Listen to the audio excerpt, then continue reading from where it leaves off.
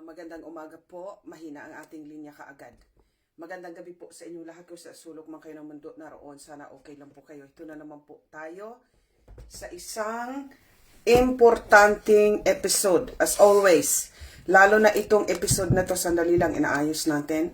Lalo na itong episode natin ngayon, mga kababayan, dahil sabi ko nga sa aking title, ito na ba ang umpisa ng malawakang bang bang bang? Okay? Kaya ako nag-post kanina, na pasensya na po, nalilate tayo dahil ang dami pong mga kaganapan ngayon sa mga sunod-sunod. Ang war sa Lebanon. Okay? Nag-umpisa na, diba? Sabi ni Trump, binigyan na niya ng green light ang Israel. May bangbang sa Israel, may bangbang sa Yemen, sa Iran, sa Russia, grabe, gumamit ng Oreshnik, intermediate missile, nuclear missile, yung the only intermediate missile. No, it's a nuclear, pwede yan lagyan ng nuclear weapon. Ginamit yung Oreshnik na yon, hindi yan na-stop, walang technology na po pwedeng maka-stop ng Oreshnik. At ginamit yan one time ni Putin. Few hours ago, ginamit na naman niya laban sa Ukraine. I think ginamit ni Putin yon is a symbol at para bigyan ng caution, babala ang mga nagtithreaten na mga power, ngayong power structure na nagtithreaten sa buong mundo dahil sa sunod-sunod na bangbangan. Okay? Mga kababayan ko, tulungan niyo po ako mag-share. Dahil hindi lang po yan, pag-uusapan din natin, 5 na po ng tanker ang sinis o ang hinuli, kinuha ng mga American na may link, yung bago na naman, ngayon yung may link sa Russia na tanker was boarded, kinuha, naglagay ng, sinundan ng helicopter, dumaong doon sa ship at kinuha nila yung mga personnel. 5 ships na po, oil tanker po ito. Dahil nga, kinokontrol ngayon ng Amerika ang paglabas ng mga oil galing sa Venezuela. Dahil sila, sabi ko nga sa inyo, hayagan na po nilang sinasabi na sila na ang magkukontrol at walang katapusan kung hanggang kailan nila kukontrolin ang oil ng Venezuela. So, ang daming fronts po ngayon, mga kaka-curious. At pag-uusapan din po natin, meron tayong kaisa-isang report tungkol sa Vitsin, mga kababayan, na kung saan nililink, may pag-aaral ngayon, nalilink yung yung dulot sa Vitsin na mga nagkakaroon ng C. Pagkatapos, mga ka-curious, na mga e-post po yan, nagkaroon ng ano nga ba ito? Power outage. So, yung pag-post, hindi na, ito ang catch. Ayaw nilang malaman yung pag-aaral na yon. Yung tuklaw ay may kinalaman sa kakayos, nagkaroon na ng power outage. Kaya yung site kung saan ipinost yung pag-aaral na yon, hindi na ma-access ng taong bayan. So mga ka-curious, meron po tayong nag-ano ako sa dami ng iniisip ko ngayon. Meron pasabog na naman si Chase tungkol sa First Lady natin. Na yung mga, alam mo na, yung natusok sa puwet. Alam niyo na yan. Yung balita na yan, may bagong video na naman si Chase na naghahamon siya ngayon na kung nagpapa hair follicle test itong buong pamilya, magsusurrender na niya lahat ng kanyang mga ebidensya. Uuwi siya sa Pilipinas, ibibigay niya lahat yung kanyang mga, at pwede pa siyang patayin, pero kailangan magnegatibo ang pamilya. It was, ang daming nag-share po ngayon, mga kababayan, sa video na yan, at nagtitrending. Siguro may karapatan din lahat ang nanonood ng Link Channel na malapan nyo ang update na yan dahil Pangulo ninyo at First Lady ang involved. So mga ka-curious, tune in again. Bago tayo mag-umpisa, gusto ko po munang magpasalamat. Tikero Inamorado, Carmi Yoshida. Naku, wala na naman nanonood. Siniro na naman, kagabi nagsasalita kami si Ma'am Ani, sabi niya, Ma'am Ani, nakikita niya, wala daw nanonood sa atin. Ngayon, alam na po nila mga kababayan, kasi yung mga bibigay ko sa inyong mga informations, lalo na sa Bang Bang Bang, dito nyo lang makikita yung kabuuan. Dahil marami po akong mga A1 sources na masigurado na yung nagpa-follow ng link channel, meron kayong access sa mga balita na hindi pinag-uusapan basta-basta ng mainstream media, kaya itag nyo na po, i-share, okay? Now, unahin muna natin itong balita tungkol dito sa Vitsin. Dahil gugurgurin talaga nila. Gugurgurin talaga nila yung balita na yan dahil matindi yung pag-aaral, okay? Bear with me lang po kasi hindi ko na alam kung saan ako nag-umpisa dahil sa dami kaya ako na-late. Sabi ko sa inyo, bear with me, stay tuned. Dahil marami tayong pag-usapan now. Study, yung pag-aaral, mga kababayan, na nalilink dito na may kinalaman sa C, yung cancer.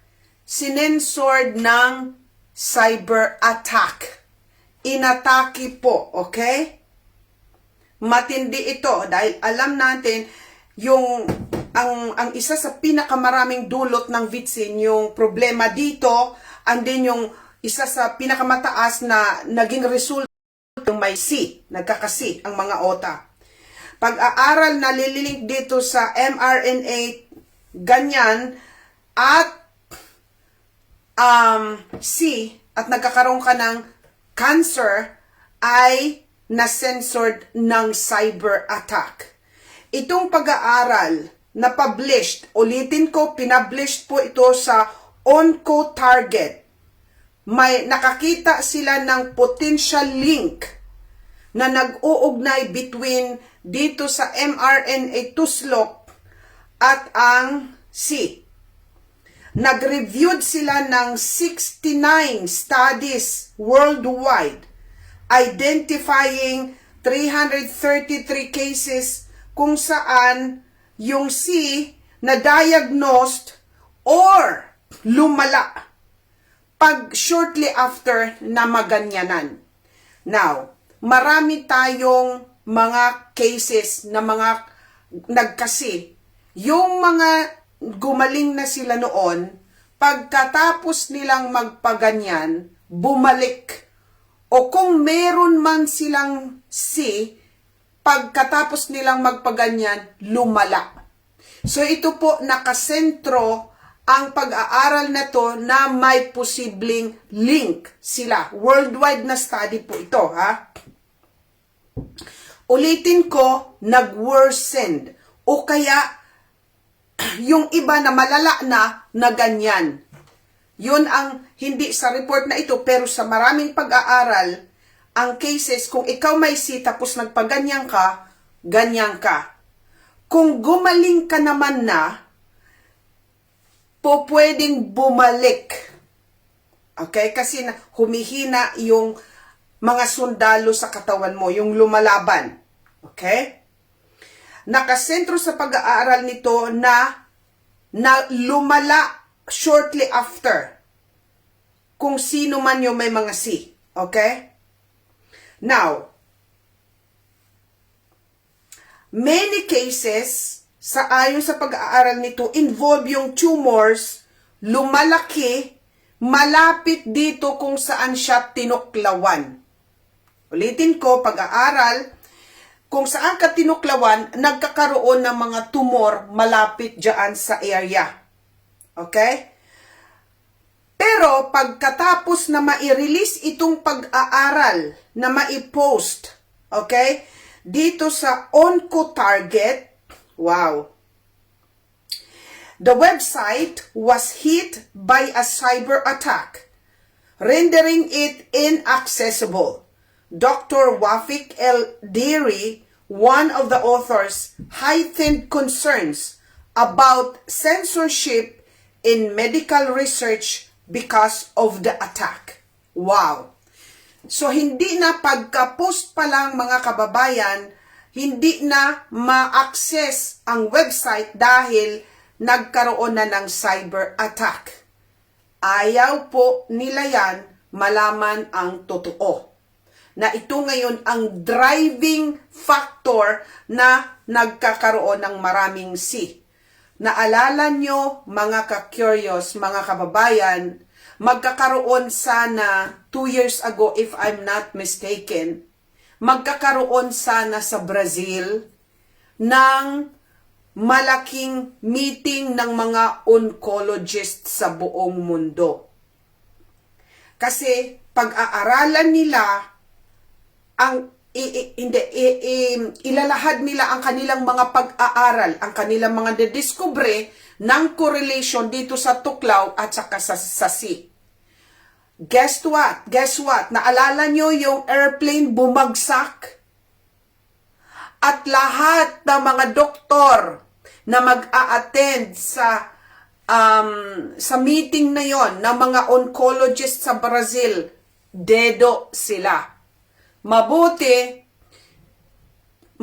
meron yata 2 na doktor na na-late sila. Hindi sila nakasakay sa flight na yon. Na-libre sila.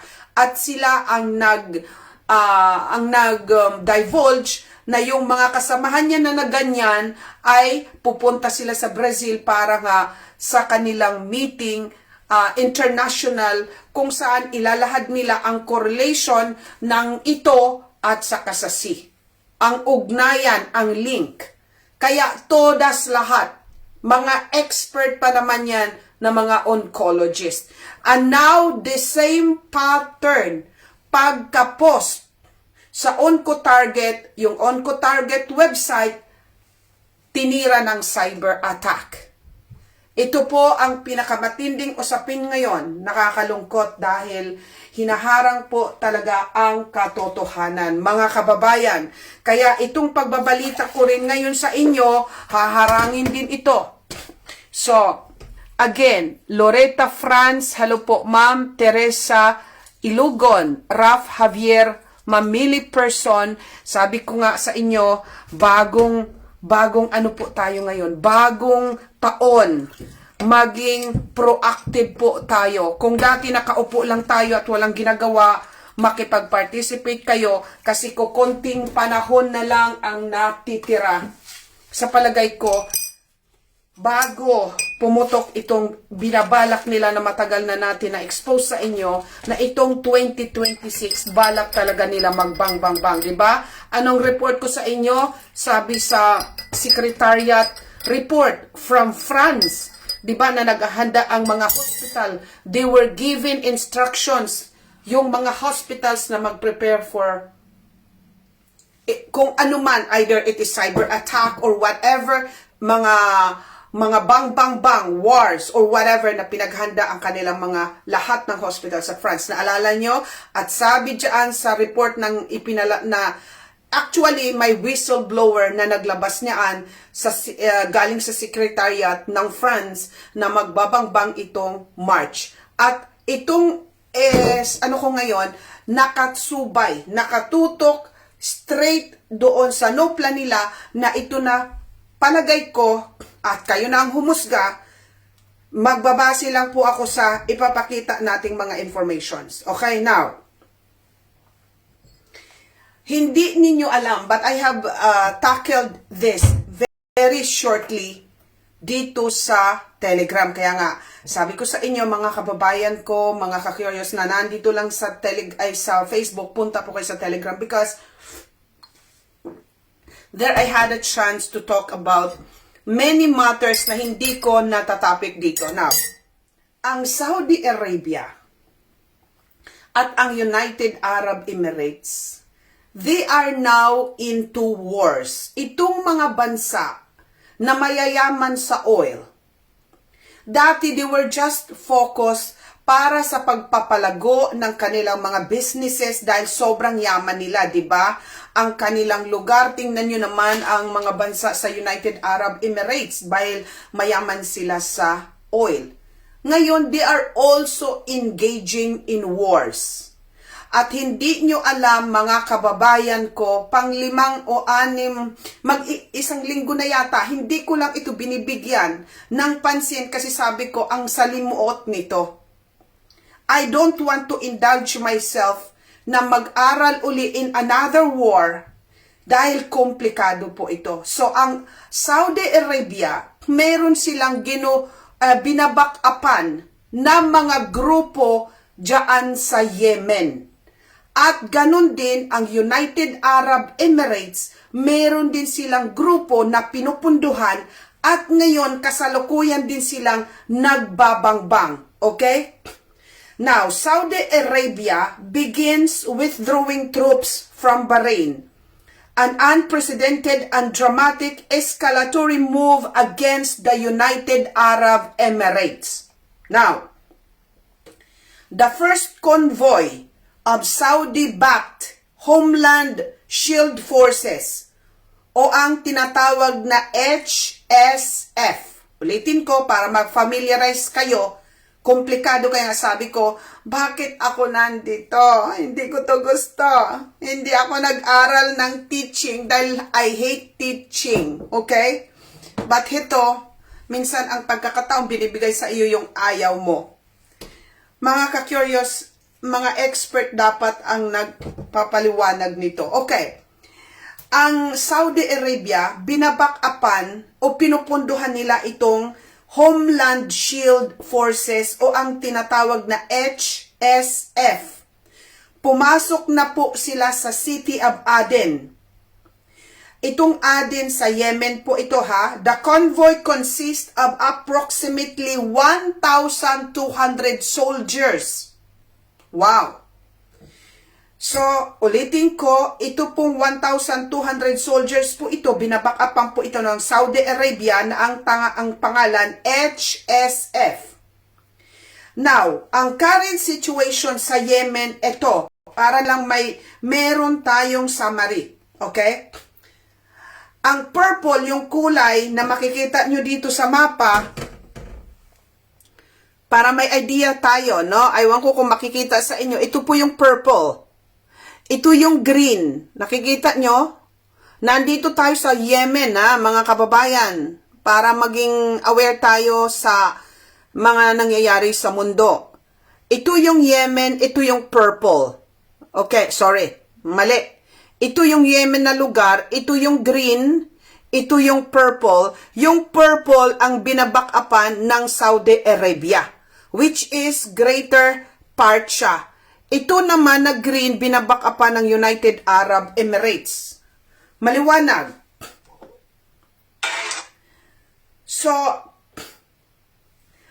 ang purple na nakita ninyo, ulitin ko lang, which is the bigger part, ito, Saudi Arabia po ito, ayan. Ito naman yung mga green, dito yan na binabakapan ng United Arab Emirates. Malaki din siya, kaya lang, hiwa-hiwalay. Ito yung mga locations ng kanilang mga binabakapan na mga sundalo na nagkakagulo doon o mga terorista or anong tawag nila dyan. Now, itong nakita nyo na purple na binabakapan na HSF have begun entering pumapasok na po sila sa Aden at saka sa Lahi regions. Itong HSF forces have entered the Green City District of Aden. Kasi yung Aden ito na at Lahi, kinukontrol ito ng binabakapan naman ng United Arab Emirates. Okay? So, pumapasok na itong mga HSF na pinupunduhan ng Saudi Arabia, papasok na sila sa City of Aden and the City of Lahi. Both are currently controlled by right-wing Giants Brigade, part of Pro-Hadi coalition. So, ang umaabanti sa Yemen ngayon, ang nananalo, itong binabakapan na HSF ng Saudi Arabia. Now, meron din dito yellow. Kung makikita ninyo, mga kababayan, ulitin ko lang, itong purple na ito, binabakapan ng Saudi Arabia. Ito naman yung green ng United Arab Emirates at itong yellow, tingnan nyo which is ang laki, no? Mula dito hanggang doon. Itong yellow na ito, sandali lang po. pro-Saudi Yemeni National Resistance. Kaya nga sabi ko sa inyo, naghahari sila doon, itong mga pro-Saudi Yemeni National Resistance or ang tinatawag na pro-Hadi forces. Most of the areas in the southwest are controlled by pro-Hadi forces who have mostly defected to join the pro-Saudi side. Kaya mga ka-curious, lumaki ngayon itong, kaya nga nananalo itong binabakingan ng Saudi Arabia kasi yung HSF at itong pro-Hadi forces or ang Saudi Yemeni National Resistance ay nag-join together na sila. Their control also includes the Socotra Island. The pro-Hadi forces are expected to continue to hand over all their territory to the Saud-backed HSF. So, halos sa madaling sabi, para hindi na lang tama lito, yung kunakatigan doon ng Saudi Arabia ang nananalo sa Yemen.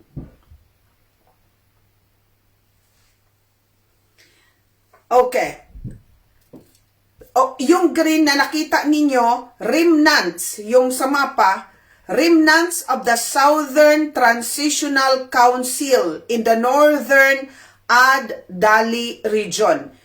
They are mostly the elite security belt forces and the storm brigades. So nakikita nyo na,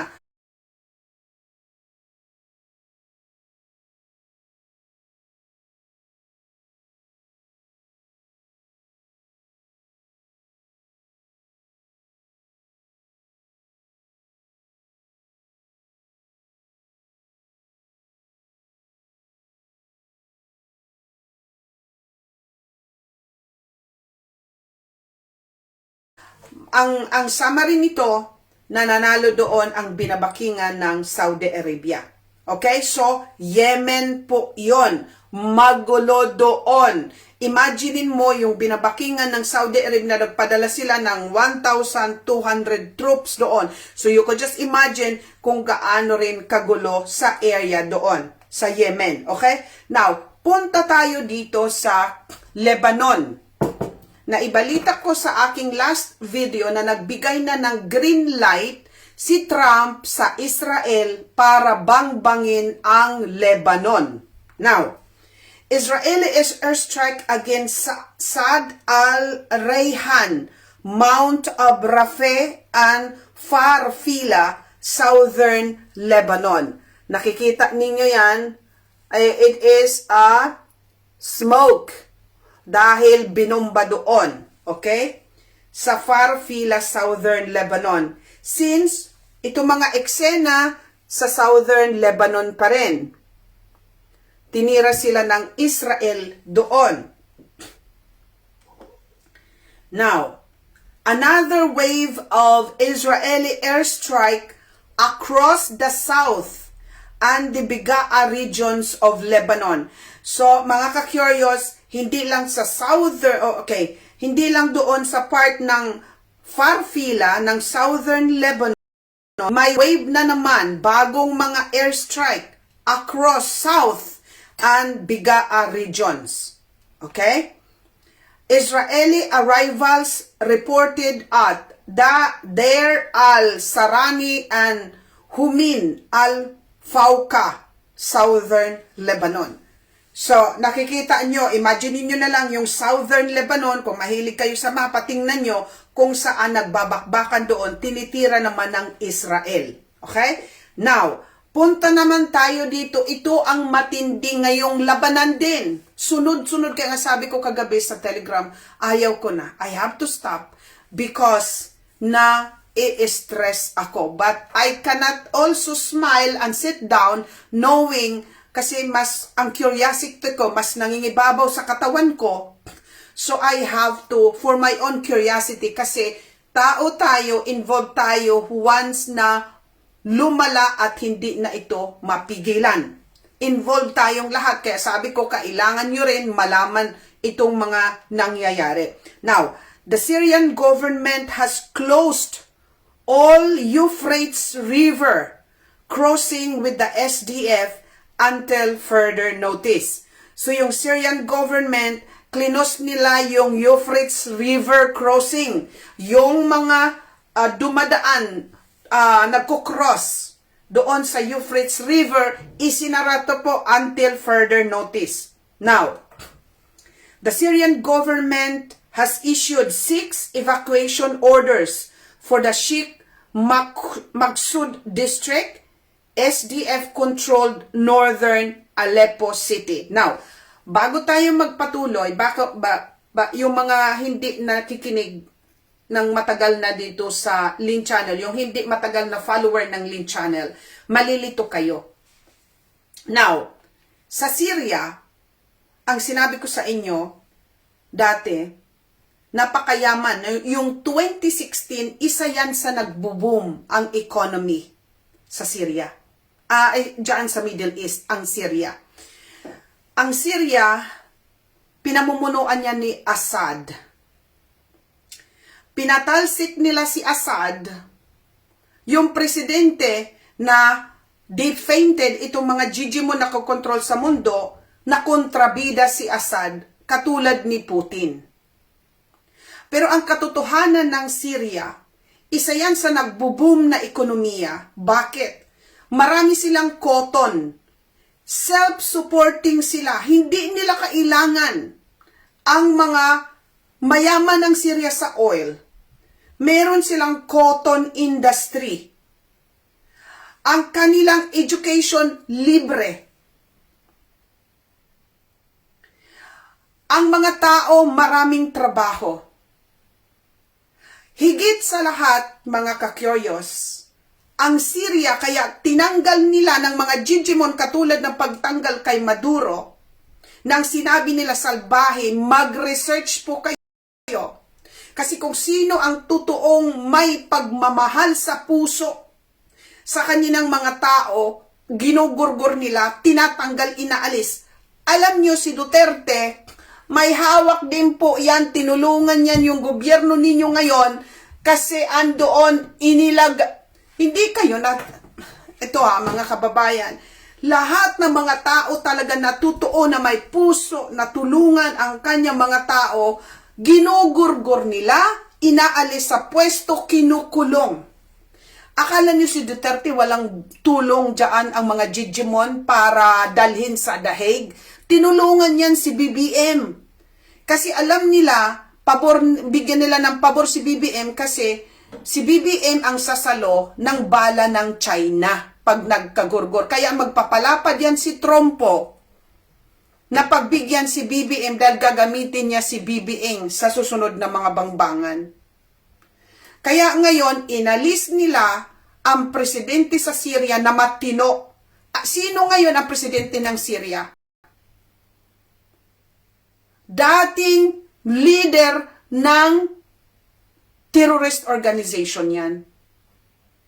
Diba? Ang ISIS, waga-waga nila ng mga Gigimon, sila ang nag-create ng ISIS. Ang Mujahideen na terorista, sila din ang nagbuo at nag-finance. Sino pa? Ano pa yung pinakamalaking Yung presidente ng Syria, nilagay din nila. Pinatalsik nila si Assad. Andoon sa Russia, si Assad, yung dating presidente ng Syria. At higit sa lahat, bakit? Dahil ang Syria, hindi nila makontrol ang central bank. May sarili silang banking system. Hindi makontrol ng mga Gigimon. Sabi ko, ilan na lang, 7 na lang ang hindi makontrol nila ang kayamanan ng bansa. Ngayon, 6 na lang kasi nakuha na nila ang Venezuela. Itong mga taong ito, mga bansang ito, ang totoong lumalaban sa hegemony ng mga Gigimon. Kukunti na lang ang natitira na hindi hawak nila ang banking system. Iran, China, Russia, Hungary. Wala na. 5 na lang. May isa pa. Wala na, mga kababayan. Ngayon, nag-aaway sila sa Syria ngayon dahil yung mga loyal pa rin sa dating presidente na si Assad, hindi sila tumitigil. Kaya tuloy-tuloy ang bangbangan nila. doon sa Syria, na inilagay nila na itong Syrian president ngayon ay dating miyembro ng terrorist organization na gawa-gawa din ng mga Jejimon. Yon ang katotohanan. Kaya nagkakagulo ngayon sa Syria. The Syrian government has issued 6 evacuation order for the Sheikh Maqsud District, SDF-controlled northern Aleppo City. Kasi yung Aleppo ngayon, na-control na ng SDF. Now, sandali ha, ano na naman ako, nakikarried out na naman ako. Breaking, Sheikh Maqsud falls to the Damascus forces. Aleppo City is now entirely under Syria's government control. Ibig sabihin kasi yung Aleppo, mga kababayan, importanteng lugar po yan sa Syria. Very loyal po yan sa dating presidente nilang si Assad. Mga grupo doon lumalaban pa rin. Pero ngayon, kontrolado na ng Syrian government na inilagay ng mga Jejimon dyan. Yung dating miyembro ng terrorist organization. Imagine mo, ang mga nagiging presidente ngayon, mga terorista, mga drogato, may mga lawit-lawit. Ganun na ngayon ang nangyayari sa buong mundo. Yung mga Jejimon na nilalagay nila sa pwesto. The Syrian government forces have begun attempting to storm SDF-controlled northern Aleppo City again after its earlier attempted today failed. Eventually, after trying the exact same tactics, attacking the same exact time position, Damascus feels it will be successful. So makukuha nila kasi hindi pa lahat, mga kababayan, lahat ng lugar ng Syria ay nakukuha ng gobyerno. Yung gobyerno ngayon, na inilagay ng mga Jejimon. Kaya tuloy-tuloy ang kanilang bangbangan. Northern Aleppo. Tingnan nyo naman yan, mga ka-curious. وهي ما زالت مستمرة والآن أيضا مع دخولها الظلام. نعم هذه أيضا قذائف يبدو أطلقتها قوات سوريا الديمقراطية. لا أعرف تحديدا أين سقطت في حلقة الليل هذه لكن سقطت في أحياء Sa Northern Aleppo yan sa Syria. Breaking. Syrian government forces have broken into Al-Ashafiyah district, Northern Aleppo. Syrian troops were seen combing the Samayel roundabout. Combing, talagang ginaganon, sinusuyod ng gobyerno yung lugar na yon. Itong Syrian Democratic Forces na SDF ngayon, na itong lumalaban po ito ha, SDF, ito po yung lumalaban-laban sa gobyerno. It's a Kurdish-led, multi-ethnic, US-backed coalition of militias and group, primarily operating in North and East Syria. It was formed during the Syrian civil war to fight groups like the Islamic State. So itong Syrian Democratic Forces na naglalaban doon, binabakingan din ng Amerika yon. Okay? So kaya nagkakagulo doon. Kasi nandoon na naman ang imprinta ng mga pinabakapan nila yan. Okay? Now, so ayan po ang summary natin doon sa nangyayari sa Syria. So ano na ang na-i-report natin? Yemen, na nag-aaway doon ang grupo na binabakapan ng Saudi Arabia at ng United Arab Emirates, binabangbang ang Lebanon ng Israel, and then nag-aaway dyan sa Syria, mas grabe dyan, lalo na sa Aleppo, ang pwersa ng gobyerno at ang pwersa na binabakingan ng yung mga loyal pa rin sa gobyerno ni Assad. Okay? At yung mga pwersa na pinupondohan din ng Amerika. Now, punta naman tayo dito sa Kiev. Dito naman sa Ukraine. Kasi hindi na ako nagbabalita nito, matindi doon ang bangbangan. Dahil as I have said, ginamitan na naman for the second time ng Oreshnik missile.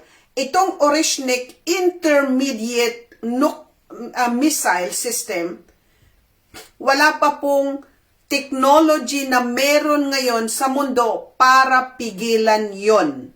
Okay? Wala pa. Hindi siya nadidetect ng radar, hindi siya pwedeng ma-stop. At itong intermediate missile na ito pwedeng lagyan ng nuclear warhead. Pero 2 beses ginamit ito, pangalawa few hours ago, hindi ginamitan ng nuclear warhead. Dahil ang sabi ng mga expert, posibleng pagbigay ito ng babala ni Putin dahil 5 sa mga oil tanker ang hinarang at kinuha na ng US na may kinalaman, mga oil tanker na may kinalaman sa Russia. Now, balik muna tayo dito sa Kiev, dito sa kapital ng Ukraine. There are reports of around 40 drones operating in the Kiev area as well as more than 80 drones heading to the direction of Kiev and the surrounding area. So binabangbang po ngayon kung aywan ko kung nangyari na ito because itong news is few hours ago na may 80 drones na papunta sa direksyon ng capital mismo ng dyan sa Ukraine, ang Kiev, ang kapital, no? Now, ang mayor ng Kiev, si Vitaly Klitschko, has urged, ulitin ko, ang kapital ng Ukraine, Kiev. At ang mayor ng Kiev, inurge niya, hinikayat niya ang mga residente who can temporarily leave the city, especially after recent Russian strike left many without heat, power, and water as freezing temperatures hit. Kawawa sila ngayon, ang mga taga-Kiev, dahil nga sa pagtira sa kanila, wala silang tubig, wala silang ilaw, wala silang heater, at mga kababayan, lalo na ang freezing temperature na nangyayari doon. Hindi lang sa Kiev, kundi sa maraming parte ng Europe, we are below zero. In fact, dito sa amin, first time kong naranasan na nag-negative 6 kami. Negative 6. So, imaginein mo yung mga tao sa Kiev ngayon na walang heater. Kawawa sila. Maraming mamamatayan. Now, ipakita ko sa inyo yung visual confirmation of Russian Oreshnik missile striking Lvov, western Ukraine. Tingnan nyo, parang kidlat lang yan. Makikita mo lang yung pula. Sumabog na yon. Kasi it's unstoppable. It's very, very fast. Kaya nga hindi pa siya pwedeng ma-stop. Ayan o, pag nakita yung kumidlat, ibig sabihin sumabog na yon dahil it is faster than sound. Okay? So yan. Ulitin ko, 2 beses na ginamit ng Russia ang Oreshnik. Mga kababayan, Luz Ichivodol, Sir Alren Gamao, thank you so much. Sabi ni Sir Alren, he's still sharing. You know, mga kababayan, Ma'am Ninig Labin, maming, tulungan niyo po ako. Yung mga iba, mag-effort po kayo itag ang mga names nila para makapanood sila. Zenaida de los Santos, good evening. Jewel Baldeneza, hello po. Bebot Borromeo, paano na kaya ang Pinas? Madadamay tayo. Kayo nga ang haharap sa ng China Lay Mark, hello po. Involved tayong lahat dito, kaya magsipag po kayo na inform ang mga mahal ninyo sa buhay. Huwag kayong maging tamad-tamad. No time na magtamad-tamad tayo itong taon na ito.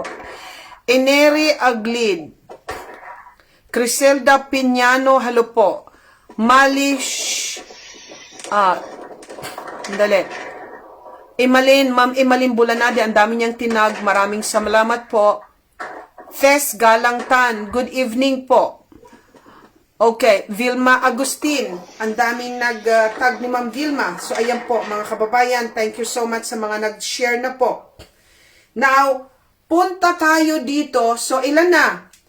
Lebanon, Yemen, Syria, matindi ngayon ang labanan dyan sa Ukraine. Punta tayo sa nangyayaring gulo din mismo internally. 2 days ago, yung US Immigration and Custom Enforcement o ang tinatawag nila, ulitin ko ha, ICE, Immigration and Custom Enforcement. Ito'y isang federal law enforcement agency ng Amerika. Pakita ko sa inyo ang video, mga ka-curious. Wala naman, this is not graphic kasi wala naman dugo. But yung eksena kung paano isang babae binaril ng ICE. Okay? Walang kalaban-laban. No! No! Shame! Ayan, oh. Oh my fucking god! What the fuck? What the fuck?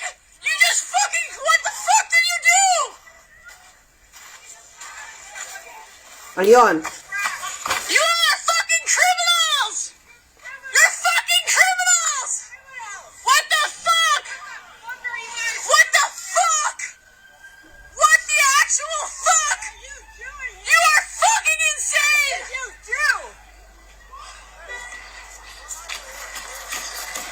What did you do? You! Shame! Shame! Shame! Shame! Shame! Shame! Shame! Okay. Shame! Yung eksena ngayon, mga kababayan na yon,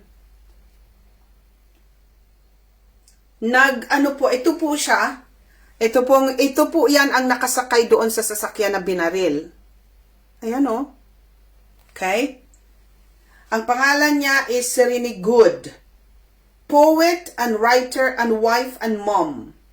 Guitar strummer from Colorado. So siya po yun, mga ka-curious, Renee Nicole Good, 37 years old. Now, because of that, at bago tayo pumunta doon sa ibang topic ko, meron pang kung saan, right at the moment, na kababaril pa lang, may nagmamakaawang doktor daan sa mga ICE. Sabi niya, I have to give. Tutulungan niya kasi nandoon sa sasakyan na ganon yung babae. Sabi niya, doktor ako, gusto kong isave ang buhay. Alam mo kung ang sabi ng mga officer, I don't care. So, practically, hindi nila binigyan ng chance na ma-revive man ang babae. Anyway, siguro patay naman siguro at the spot. Kaya lang, hindi man lang nila pinapasok right away yung doktor na nandoon malapit sa eksena. Because of that, mga ka-curious, ang dami pong mga protesters na nangyari. Maraming nagpo-protesta ngayon ng mga Amerikano kontro dito sa ICE na ito. Okay? Now, so maraming rally sa maraming mga estado sa Amerika dahil sa pagpatay na yan. Now, pagkatapos noon, another incident involving federal agents naman. Kanina ICE, ito naman federal agents, specifically Custom and Border Patrol. Following the ICE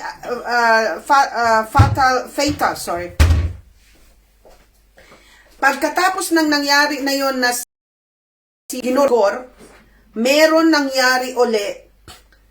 Ang na-involve itong Custom and Border Patrol following the fatal ICE shooting in Minneapolis, nangyari naman sa Portland, Oregon, where 2 people have been shot. Susunod-sunod ngayon, sabi ko, Mama Mia, naalala nyo yung matagal na natin sinasabi na may mga balibalita last year pa na posibleng magkaroon ng gulo sa Amerika. At because of this, mga ka-curious, di ba sinabi ko sa inyo na pagpasok pa lang ni Trump, ninonormalize na niya ang presence ng National Guard sa mga kalsada ng Amerika. Yung National Guard, mga ka-curious, hindi naman yan basta-basta dinideploy sa mga special, yung mga grabing sitwasyon. Pero si Trump, he is deploying the National Guard sa maraming cities. At ito dahil sa sunod-sunod na mga pagpatay, pagbaril, itong few hours lang ago itong nangyari dito sa Oregon, 1,000 additional Border Patrol agents are set to surge in Minneapolis very soon. There are currently around 2,000 agents on the ground in Minneapolis, and they have been appointed with a sharp focus on Minneapolis Street Paul, ang sabi ng Fox News. So nakikita nyo, meron ng 2,000 agents doon at may magbibigay pa ng additional 1,000. So mai-imagine nyo na lang ang deployment ng mga otoridad sa Minneapolis pa lang ito. At maraming nagrarally ngayon dahil sa pagpatay. So palagay ko, may mga balibalita ngayon na hindi masyadong confirm na pinasok. Kasi alam mo yung mga ICI, para silang mga walang awa, mga pick up nila, tas ginaganon, pinipin down, para silang mga ang lulupit. Bigyan, yung babae, bong, baril ka agad. Ang tindi. So, baka nag-ano din sila, kasi ang gulo talaga, daming Now, punta na tayo naman sa Iran. Ito yung pinakasentro ngayon ng usapin dahil ang dami na pong patay. Okay? Panoorin nyo itong video, major protest in Iran. Ang gulo doon, gusto kong specify sa inyo mga kababayan, na dalawang faction ang nagrarally ngayon. Yung grupo na sumusuporta sa gobyerno na naipost ko dito sa link channel, panoorin nyo na lang. Kasi sabi ko nga sa inyo, meron propaganda ngayon. Ang war, lagi nyo nang tatandaan, wag nyo kayo basta-basta manunood ng mga videos, i-balance ninyo. Dahil grabe ang propaganda ngayon. Okay? Si Trump, nag-post siya sa kanyang Truth Social na sabi niya, millions daw yung mga nagrarally para pabagsakin ang gobyerno ng Iran. Ang Iran government naman, ang kanilang supreme leader na si Khamenei, kahapon, na lumabas siya at nagsalita. At sabi ng kanilang supreme leader ng Iran, hindi sila magbaback down. Hindi sila susuko, lalaban sila. And then, ipinakita ko sa inyo, maraming mga protesta sa maraming city ng Iran ay nagrarally para suportahan ang kanilang gobyerno. Maliwanag. Now, ito ang, sandali, ito muna.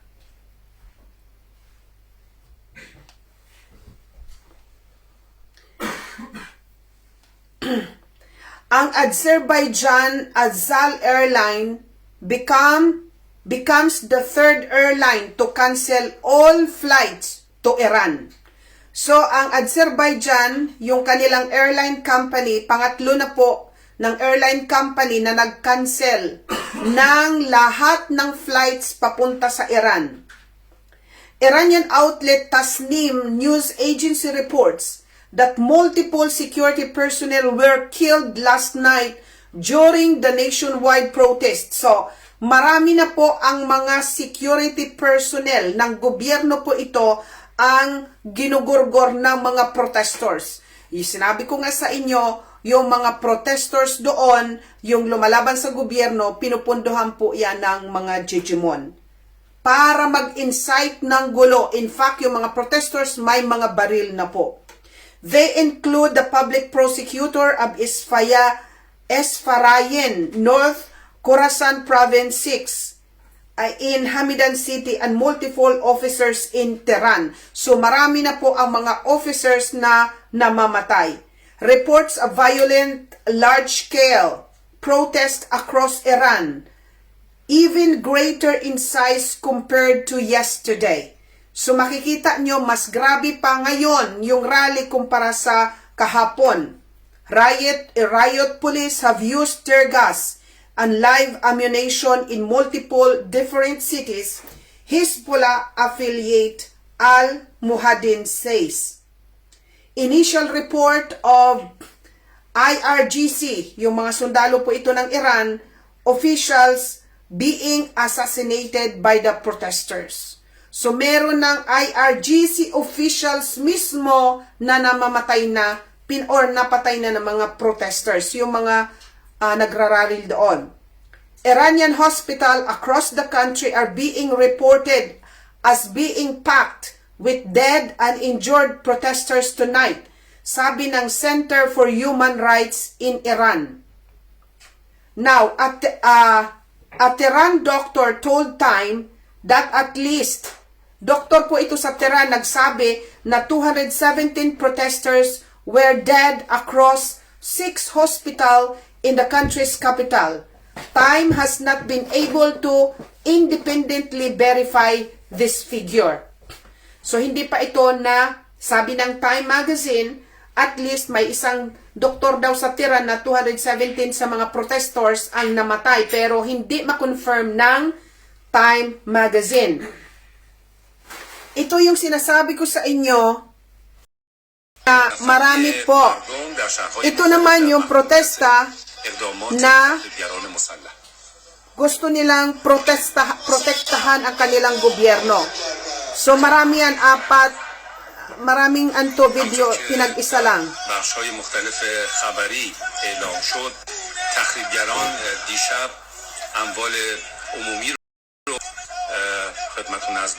Panoorin nyo na lang kasi inilagay ko para makita ninyo.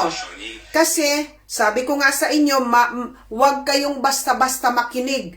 Kailangan balance. Yung nakita nyo kaninang rally, mga nag-riot po yun, para balance yung information ninyo kasi grabe ang propaganda ngayon.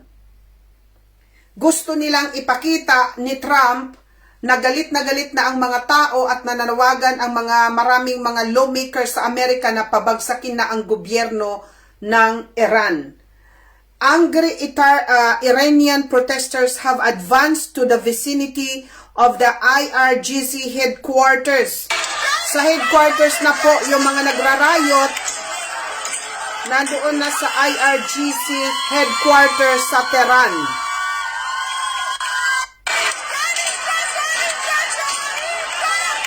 Actually, hindi naman sila ganon, magulo lang kasi mga armas. Massive demonstration against Iran government in Mashhad.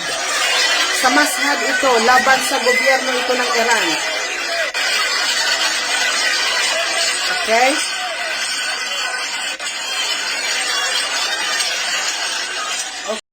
Yan po, mga ka-curious. Para magkaroon kayo, ito ang latest na kaganapan. Iran nationwide internet blackout still in place after 36 hours.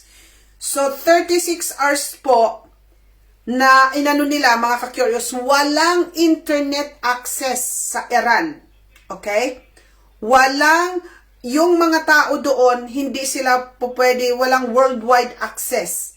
Ngayon, after 36, itinuloy pa rin ang kanilang internet closure. Yun po. Now, ano ang latest na kaganapan doon? Basahin natin, okay? Massive crowd comes out in Tehran, sa kapital ng Iran, no? Massive. Nationwide internet blackout reported. Iran suspends flight at Tabriz International Airport. Sabi ng Mer News reports, more than 340 protests have taken place across all of Iran's 31 provinces. Imagine man, dami, 340 protests ang nangyayari ngayon doon. Iranian human rights group says at least 34 protesters and 2 security officers have been killed, with over 2,000 arrests reported. But anyway, this is not final because it is a breaking or it is a developing story. Kaya itong nire-report natin, partial pa lang po ito. Multiple Iranian state and semi-official media outlets are reportedly down or facing outages. Pati yung mga Iranian state media outlets, yung mga TV stations ng gobyerno, down din sila. May mga power outages sila. Now, ito.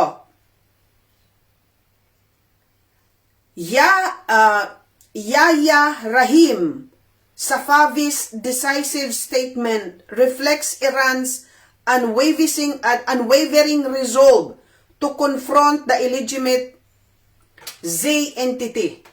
By preparing the final battle, mga kababayan, ito po ang statement ng Iranian government.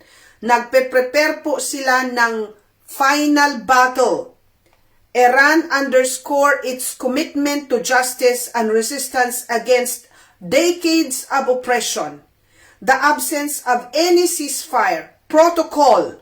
So wala po silang i-honor ngayon na ceasefire protocol or agreement highlights Iran's principled stance, refusing to bow to imperialist pressure. The impending war will indeed mark the end of this conflict, paving the way for liberation and dignity for Palestine. Iran's determination is a beacon of hope for oppressed nations worldwide. May their strategy yield victory and may the forces of justice prevail in this historic struggle.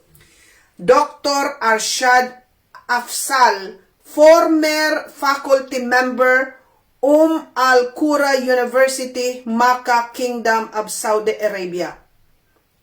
Okay, so, mga ka-curious, sabi ko nga sa inyo, kaya nasusuka ako sa dito, sa mga nakikita ko.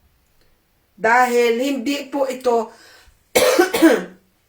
matindi po ito. They are fighting. Naalala nyo yung 12 days na nagratrat ng napakaraming missile ang Iran laban sa Israel. Na at a certain point, kaya namagitan, ito ang katotohanan mga kababayan kasi nululoko tayo ng mainstream media. Okay? Kaya namagitan nung 12-day war ang Amerika dahil yung last 2 days ng war ng Iran at Israel, down na ang Iron Dome ng Israel. Hindi ipinapakita dahil grabe ang censorship, pero yung last 2 days, halos lahat, hindi halos lahat, pero karamihan, yung mga huling phases na ng kanilang ratratan, hindi na ma-intercept ng Israel ang mga missile na ibinubuga ng Iran. Kaya tinulungan ng Amerika, nagpadala ang Amerika ng bomba para bombahin. Kasi ang Amerika lang ang may bomba na pupwedeng ng ilang meters deep underground. Naalala nyo? Natapos lang yon dahil kung hindi namagitan ang Amerika, baka natupok na Israel. Yan ang katotohanan. Kaya ang Amerika nagpadala nitong bomba at sinabi nila na, nagsinungaling pa si Trump dahil may mga ebidensya na ngayon na hindi totally na-wrecked or hindi totally nasira yung mga underground bombs ng Iran. Kaya lang yan natigil yung 12-day war dahil sumaklolo ang Amerika. And that's why legitimate at I believe na itong pagsasabi ngayon na this is the final battle, sabi ng Iran, na hinahanda nila. Now,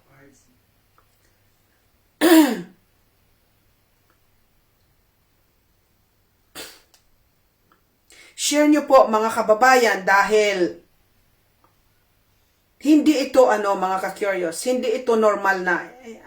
Ibang level na ito ng galawan ngayon dahil ang daming involved na mga bansa ngayon na sabay-sabay po sila naggagwera. Okay? Now, sandali, tingnan ko kasi may bagong update dito sa Iran. Okay, ito yung latest update ha.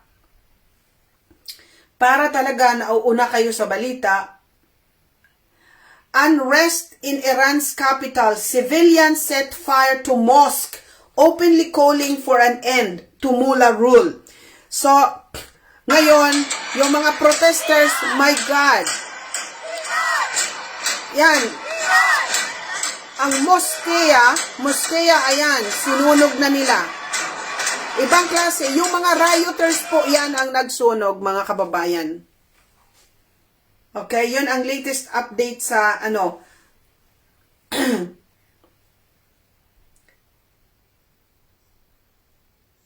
Now,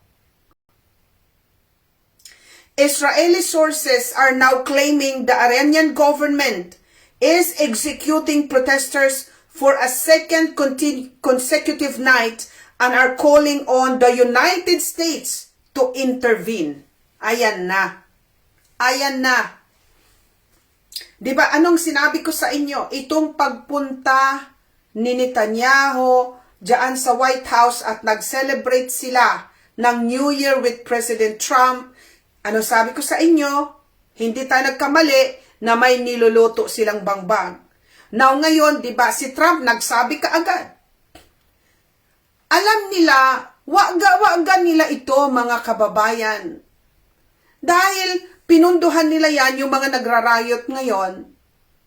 At may armas na, natural yung gobyerno ng Iran, nganga na lang na may mga officers ng pinatay.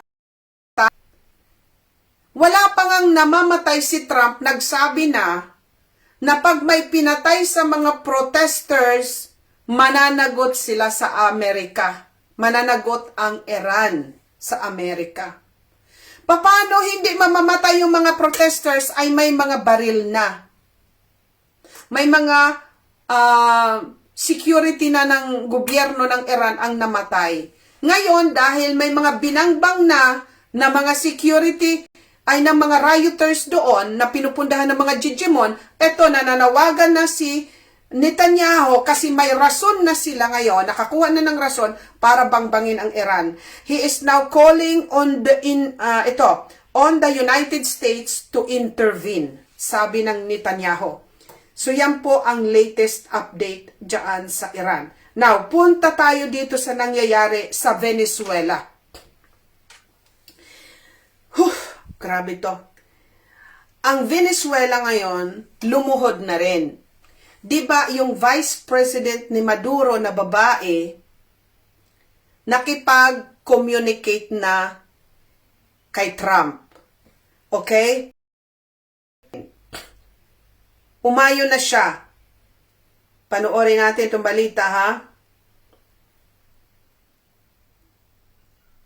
Venezuela's new president, Delcy Rodriguez, has requested permission to travel to Washington next Tuesday, including a possible visit to the White House. So, lumuhod na ang presidente, which alam natin na ganon.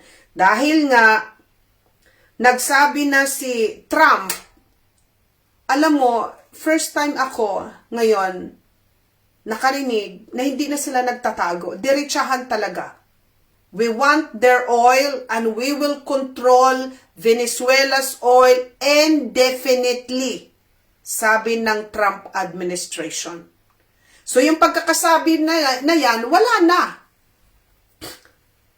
Susunod na ang Venezuela.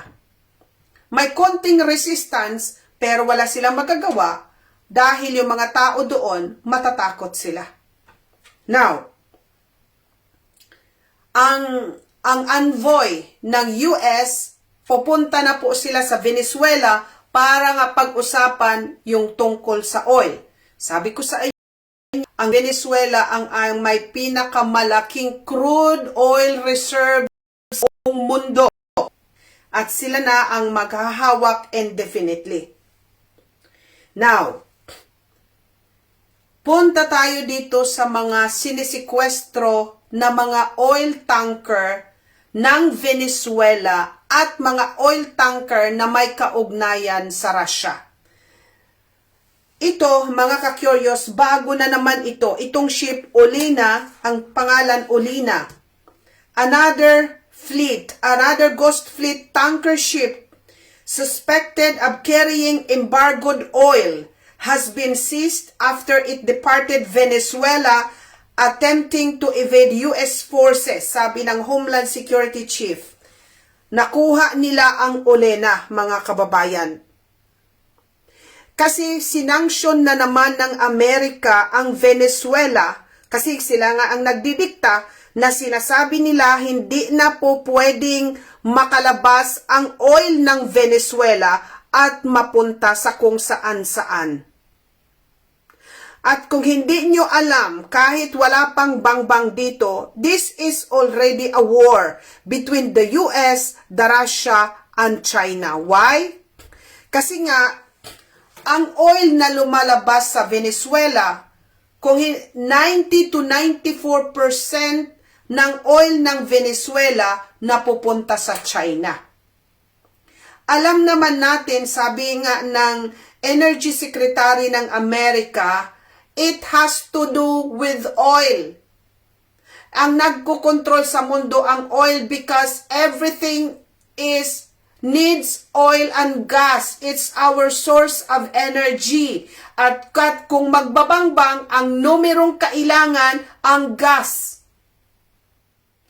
Kaya, itong seizure, itong pagkukuha ng mga oil tanker ng mga may laman ng gas na inilalabas from Venezuela, hinaharang ng Amerika. Okay? At ito, pang-5 na po ito ngayon na uli na. Panoorin nyo, ito yung summary. The US has seized 5 vessels since the beginning of the blockade of Venezuela para daw maprotektahan ang American assets from international pirates operating ghost vessels.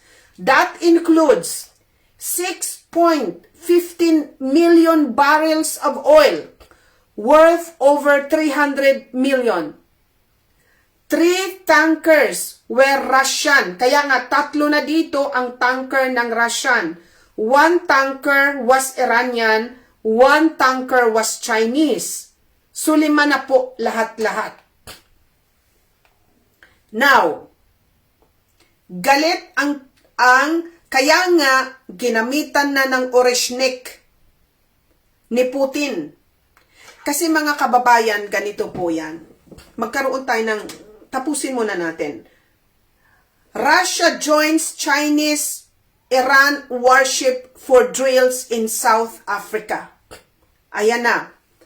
China, Russia, and Iran.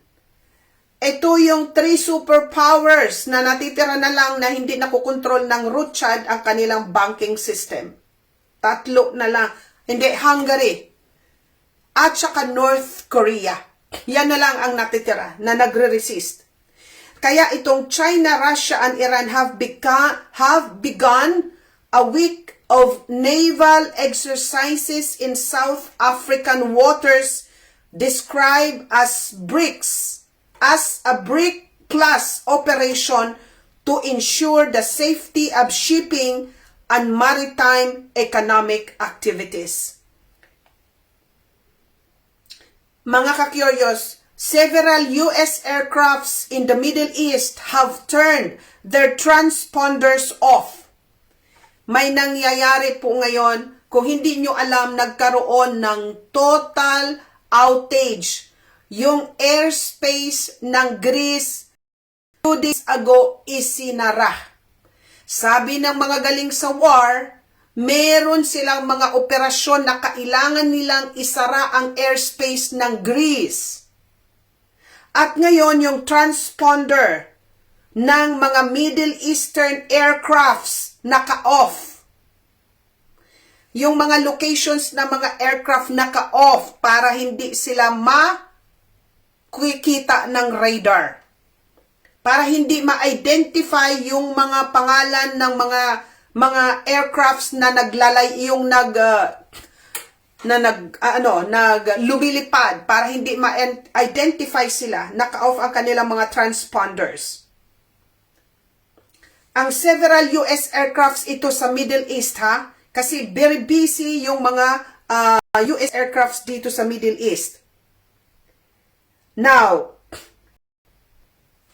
si Nicolas Fuentes, itong isang sikat na podcaster sa Amerika, nagsabi siya, America First policy ni Trump, na akala natin si Trump ang magkakaroon ng peace, siya ang mag-usher us sa mundo na may peace. Yung pala, sabi ni Nicolas Fuentes, America First, ilang motto yan, ibig sabihin, uunahin muna ang Amerika, is a war on all fronts.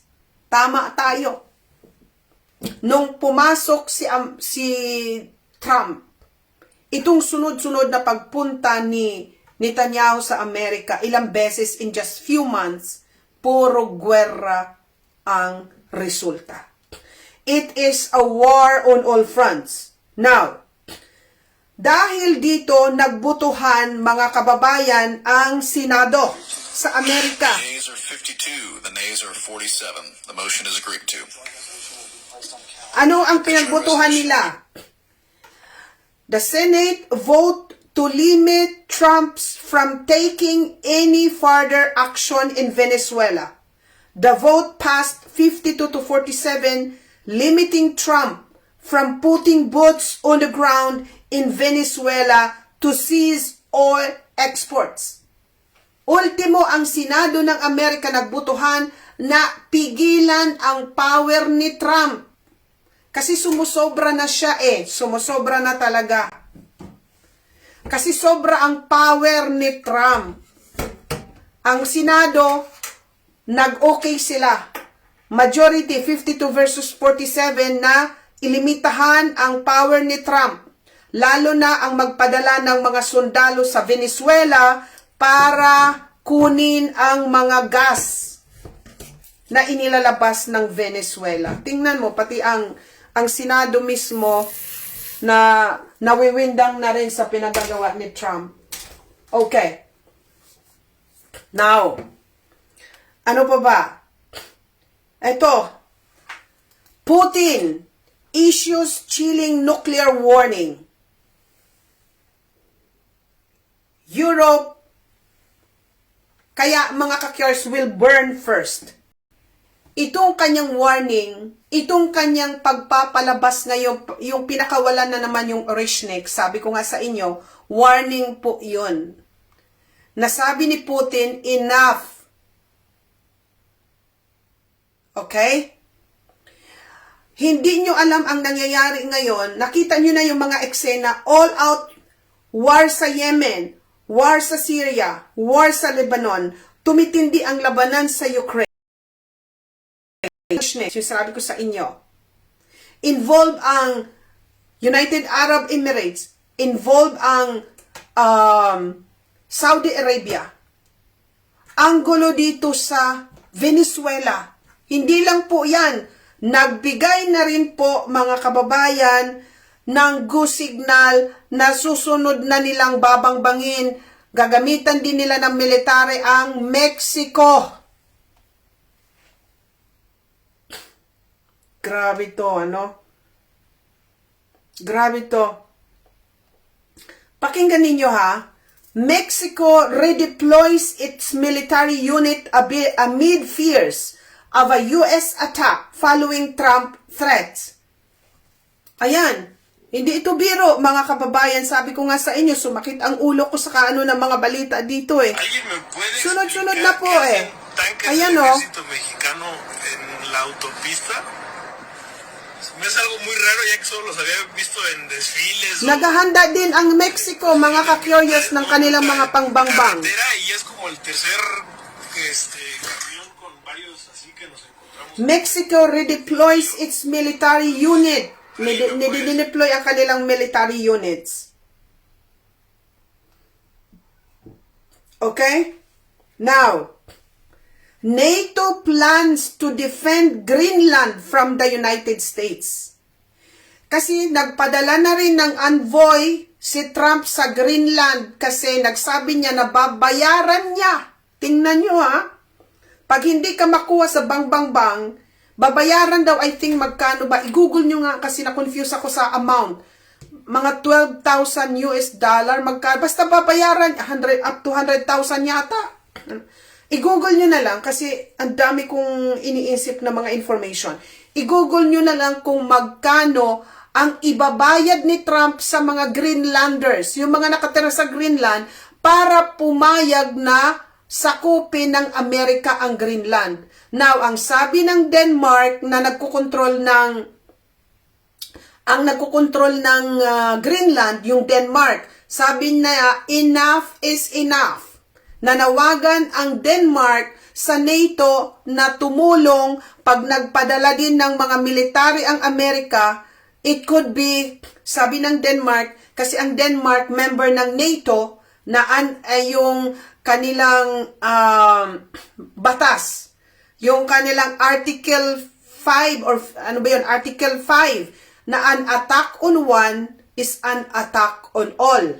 So pag inatake ng Amerika ang Greenland, puposibleng mamagitan ang NATO, which is, I think, it's not possible kasi waga din naman ang mga Jejemon ang NATO. Pero ang katotohanan ngayon, ang sabi ng NATO ay kung anong mangyayari, basta ang NATO nagsabi na they plan to defend Greenland from the United States. Now,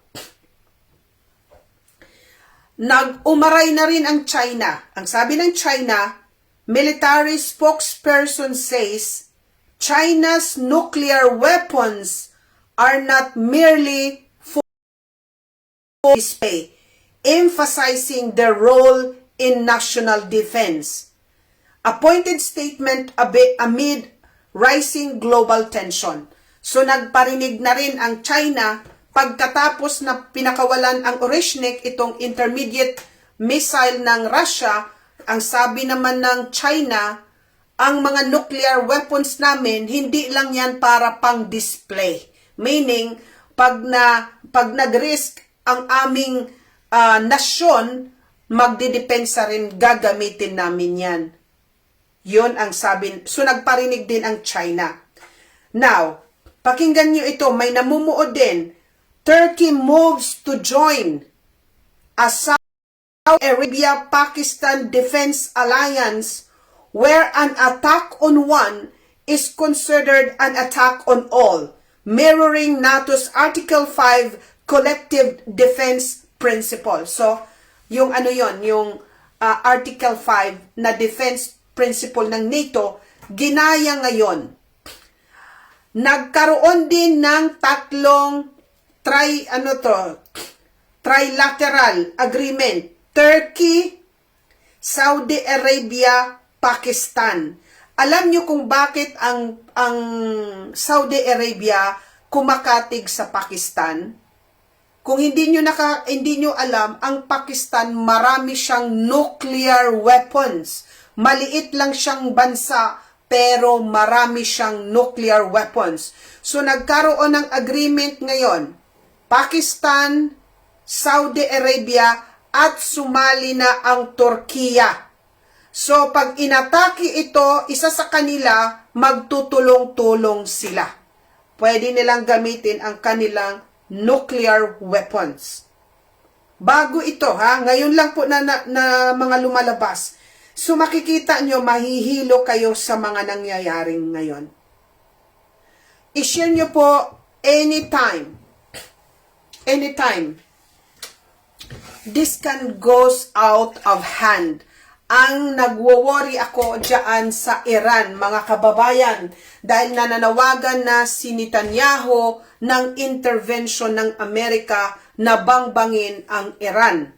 At ang Iran, mga kababayan, nagsabi na po na hindi sila magbabow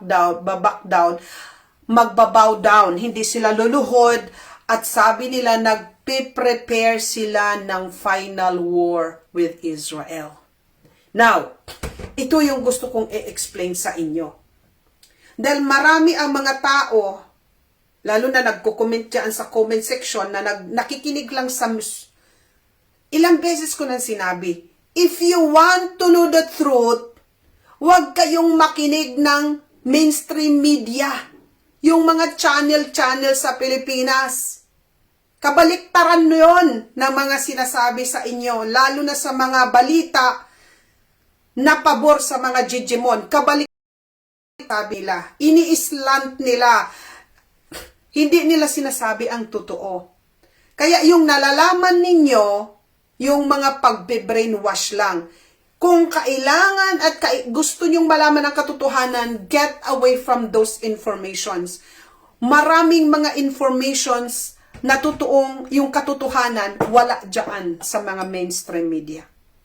Mga funded nila yon.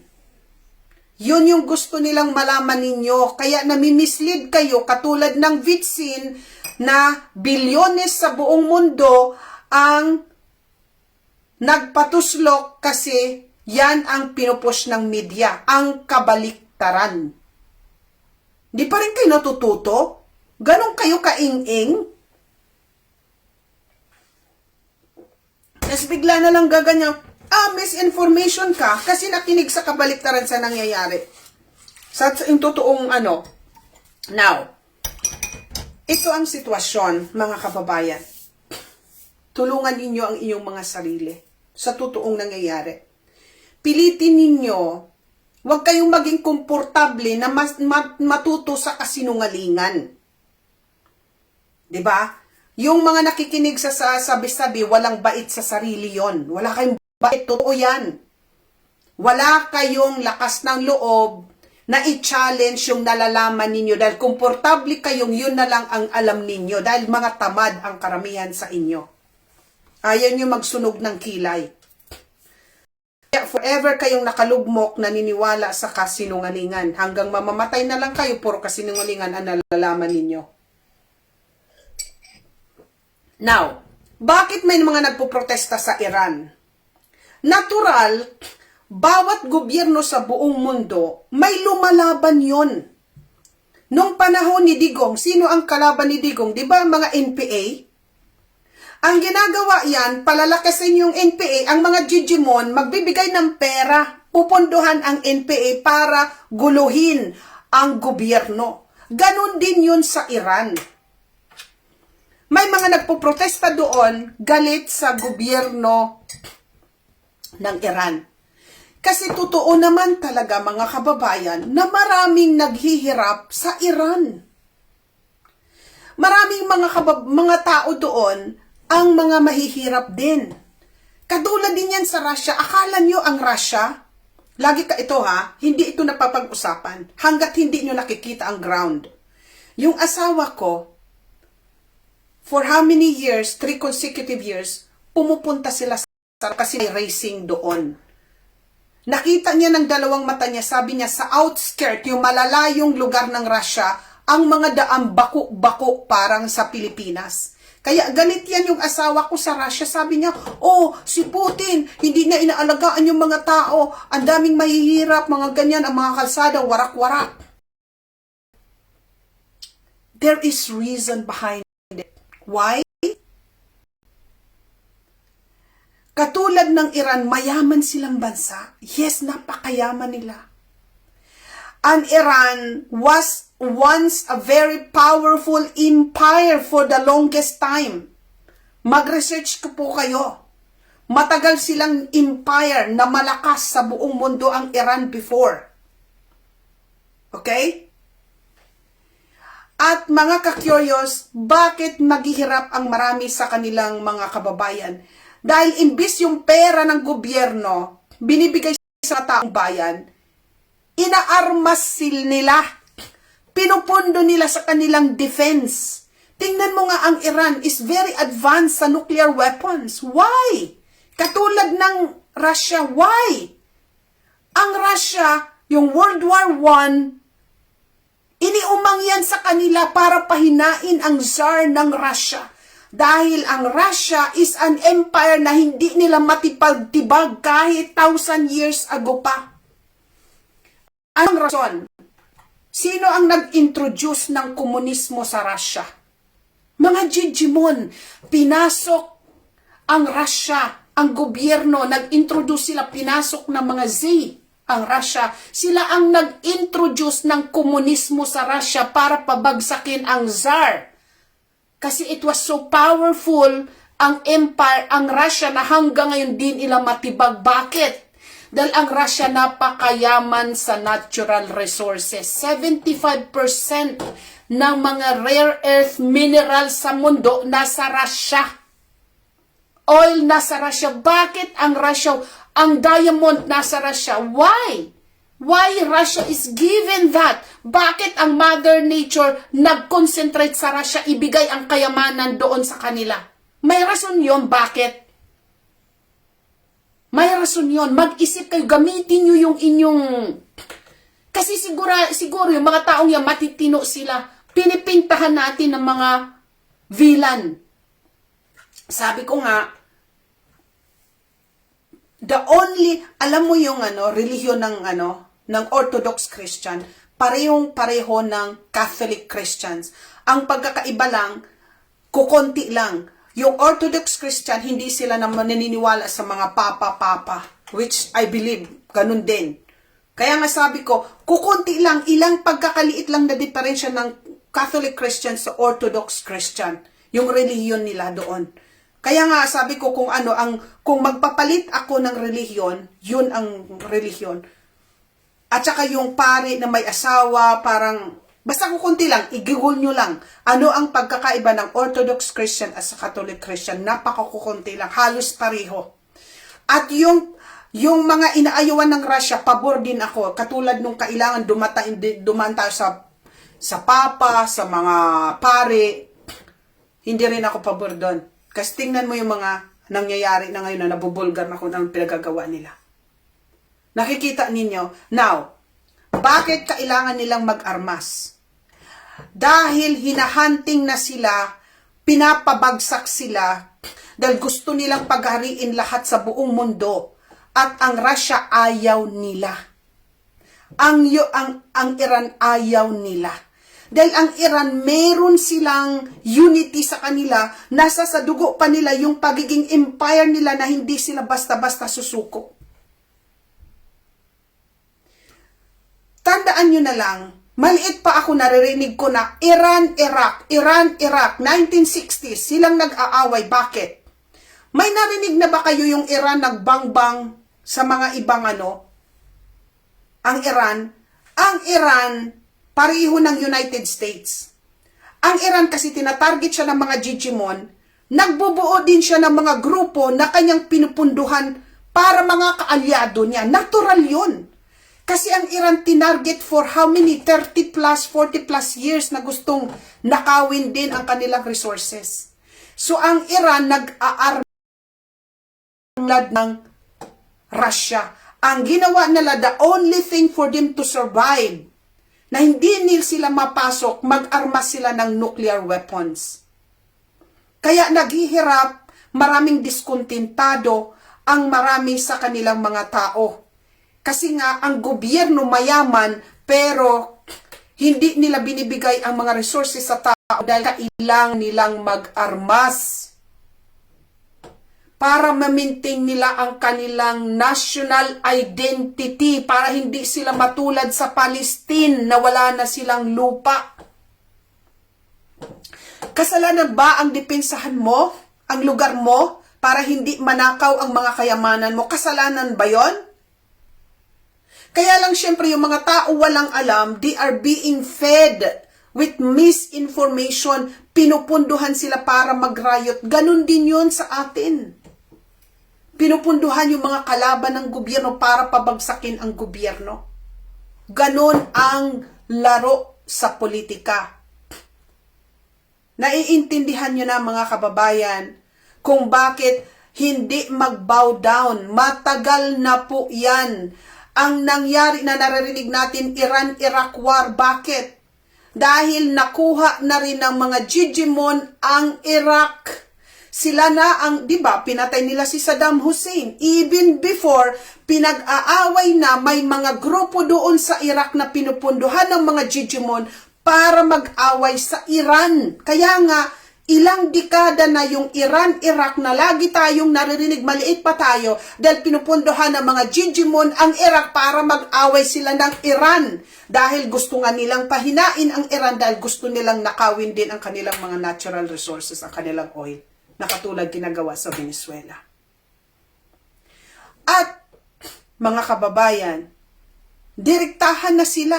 Sinabi na nila na kailangan natin ang Greenland for our national security. Kaya gusto nilang kamkamin din ang Greenland. It is all about to protect the empire. Because whether you like it or not, ang Amerika ang modern empire. Sila ang impero na nagdidikta sa buong mundo. Whether you like it or not, sila. At kung may nagdidikta, may mga slaves. Tayo ang slaves nila. At yon ang sinasabi ko sa inyo, na wala naman nagboboto na dapat ikaw ang maging malakas sa buong mundo. You just take it. By what? Magkaroon ka ng pinakamalaking pwersa sa buong mundo.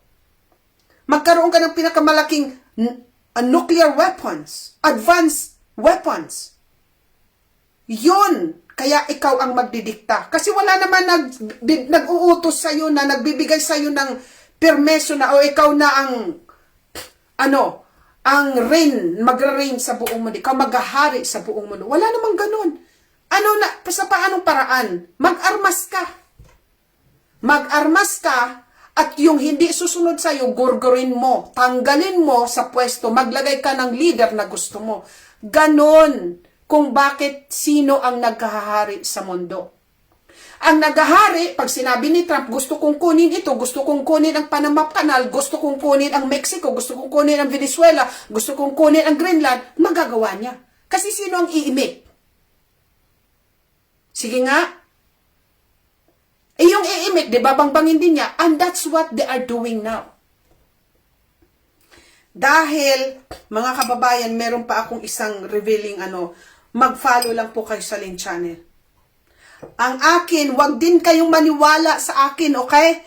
Yung mga pinapakawalan kong sa bibig ko, i-verify ninyo. I-research ninyo. Wag kayong maniniwala sa akin, okay? Wag. Paganahin ninyo yung common sense ninyo. Kasi yun na po ang nangyayari ngayon. It's unstoppable. Dahil why? Nasabi ko sa inyo, matagal na itong mga wars, at least 23 years nang kinukuha ang Venezuela. Okay? Si Chavez, pinabagsak nila. 23 years nag-attempt silang kunin ang Venezuela. Ngayon lang sila nag-prosper na totally makukuha na nila. Nakuha na nila ang Libya. Si Gaddafi. Lahat halos. It is all about control. Lahat halos nang hindi sumunod sila na mayayaman na bansa na pabagsak nila. Iraq, Libya, ngayon Yemen, Lebanon, Syria, Palestine.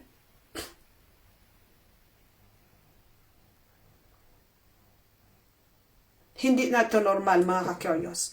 People has to wake up. Itong war na kung bakit ngayon nananawagan si Netanyahu na mag-intervene na ang Amerika dyan sa Iran.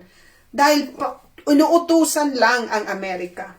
It is part of the Greater Israel Project. Parang ganun ang itsura na mabuo niya. Kukuha siya ng part ng Lebanon, kukuha pa siya ng part ng teritoryo ng Syria, kukuha pa ng part ng Yemen, at part ng Palestine. Greater part ng Palestine. And that is the Greater Israel Project. Hanapin niyo yun. And that is now actually happening at inuutusan para makuha ito at maisakatuparan itong Greater Israel Project. Ang Amerika ang nag-finance ng lahat ng ito. So mga kababayan, nanginginig na ang tuhod ko sa stress, visit. Involved tayo nito, mga ka-curious. Palagay ninyo ang Iran, magbabow down yan. Of all these decades, 30 plus years na, ito nga pala. Sabi ng mga walang alam, kasi salbahis ang Iran. Salbahis si Putin, mga magpatay tao, inuubos ang pera. Ang Venezuela, si Maduro ay salbahe. Kahit na the fact is, si Maduro is a very conservative man. Sabi ko nga sa inyo, ibinan niya ang same-sex marriage, yung pagpalit-palit ng ari, bawal sa Venezuela yon. Yung usury, yung umutang ka tapos hindi ka na makabayad-bayad dahil patungan ng patong ng utang-utang, bawal yon. Bawal yan. Same-sex, yung marriage ng mga same-sex couple, ayaw niya. Lahat ng pinupush ng Digimon, ayaw niya. Kaya niligwak siya. Okay? At saka, nagsuporta siya ng Free Palestine cause. Yan. Lahat ng mga umaanib sa Palestina, binabangbang nila. Okay? Yun po yun, mga kababayan. So, itong ating video na ito, gugurgurin ito. Pero magsumika po tayo, tingnan mo, wala ngang nakikitang nanonood. Aywan ko kung marami kayo dyan, pumiyok kayo, kung nandyan kayo. Tingnan ko dito sa isa kong video, gusto ko lang muna magpasalamat. May 291 viewers dito sa akin wala. Diyan sa inyo ilan? 297, ayan o, sa taas. So dito sa akin. Now, magpasalamat po muna bago tayo mag-end. Gusto kong pasalamatan yung nagbigay, yung mga nag-subscribe. Tingnan natin yung natin. Thank you so much. Yung mga nagbibigay ng star. Andito sa ating itong last video na ito yung suot ko. Ito. Mga nagbigay ng stars dito. Si Sir Orly Ipon uli. Hi Sir Orly, thank you so much po. Thank you so much sa pagiging generous. Si Ma'am Nanette Sanyada Hoxon. Hi Ma'am Nanette. Lagi din si Ma'am Nanette nagbibigay. Thank you so much po. Now, yung mga nagbigay ngayon, di ko kayo makita. Walang dyan kung sino. Babasahin ko na lang next time. Okay. Magbasa muna tayo ng iilan bago tayo magtapos. Pasalamatan. Hi, Sir Alren Gamao. Thank you so much. Ma'am Mary, Orthodox Christian in Russia does not believe in the teaching of the Immaculate Conception of the Blessed Virgin Mary, but so devoted to the Virgin Mary. Yeah, totoo yan. The pictures of the Virgin Mary are prominently displayed in their churches. And they call this image Theotokos, meaning the Mother of God. Yeah, at least nirerespeto nila, ma'am, sabi ni Ma'am Mary. Thank you sa information. Ma'am Nini Galabin Maming, salamat po. Nanunood. Aywan ko kung marami kayo dyan. Alexander Libot, Evelyn Manalo, hello, good evening po. Thanks po sa mga information. Ma'am Evelyn Manalo, pakishare nyo na lang po. Ma'am Lina Rayo, watching na 298. Chuko Mark Liag, Mary Jane Palma, thank you so much. Althea Elak, nandito po kami Ma'am Lynn, nakikinig sa'yo. Salamat po Elsa Daklan Ligan Magtipon, salamat po sa lahat ng mga info sa buong mundo. Tulungan nyo na lang po ako share sa mga grupo po ninyo mga kababayan. Desideria, bigla nga pong nabago ang number of viewers. Opo, nawawala siya. Minsan sa mga sabi nga ni Ma'am Ani, sa phone niya, wala, 0. Kasi para, isa yan na panlilin lang. para sabihin, oy, wala naman nanonood ng live. Eh, tingnan mo, yung akin, wala. Hindi nga gumagalaw. Another way yan ng para sabihin ng, wala naman nanonood. Sa live nga, walang nanonood. Mag-ano kayo ng mga heart para mabuhay. Walang nag-interact. Walang interaction sa akin dyan eh. Kaya nga, kinuha ko na lang ito. Hello, ma'am. Good evening. Thanks po sa mga nangyayari sa information. Sabi ni Ma'am Evelyn Manalo.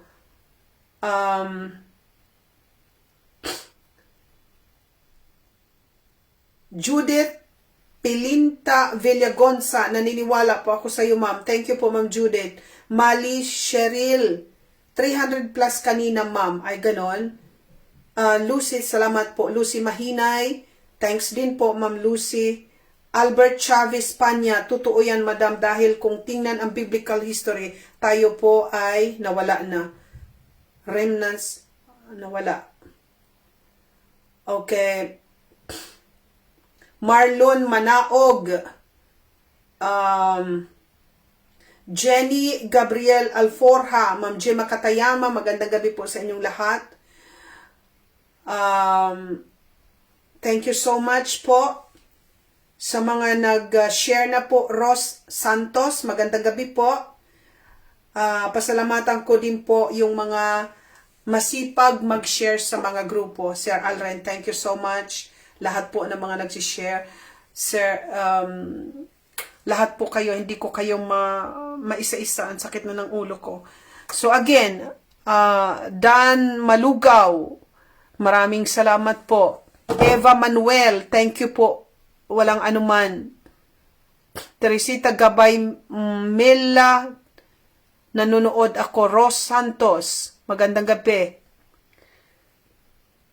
Mirna Matre Perinya, magandang gabi po sa inyo. Ma'am TG Carillo, dyan sa Alaska, kamusta po? Siguro ang lamig dyan sa Alaska ngayon, ano ma'am? Imaginein mo, meron tayong sa Alaska. Emma Morales, Sherdan, Chris Villamore, good day po. Good day din po, Ruby Alog. Magandang gabi po. Lace pa. Mirna Metre, ang bilis, hindi ko na mabasa. Matre Perinya, Mirna Matre Perinya, hello po. Nancy Sota, walang anuman, Ma'am Nancy, pakishare na lang po. So, tune in po kayo, mga ka-curious, ang the best way for you to do, hikayatin nyo po yung mga kakilala ninyo sa lugar ninyo, sabihin nyo lang, huy mare, huy friend, manood kayo sa Lin Channel. Bakit? Makikinabang po sila, lalo na sa panahon ngayon, sa mga informations na ibibigay natin dahil sabi ko nga ang mundo ngayon. Baka nga hindi natin alam as we speak kung ano na ang nangyayari dahil I told you, umaga na ako alas 5 dahil hindi ko mabitaw-bitaw ang gusto kong mangyari step by step ang mga nangyayari. Yung mga lumalabas minute by minute na mga balita. So, balik-balik na lang po kayo. Lilia Villadolid from the Philippines. Imaginein mo kung kayo ang sa lugar ninyo, bawat isa may mag-share sa lugar ninyo. Magsipag kayo, i-share nyo sa messenger isa-isa, sa mga kakilala ninyo.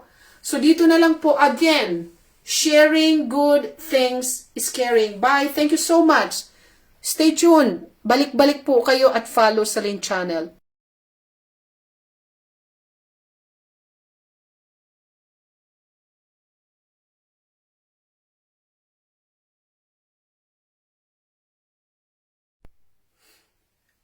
Magandang umaga po, mahina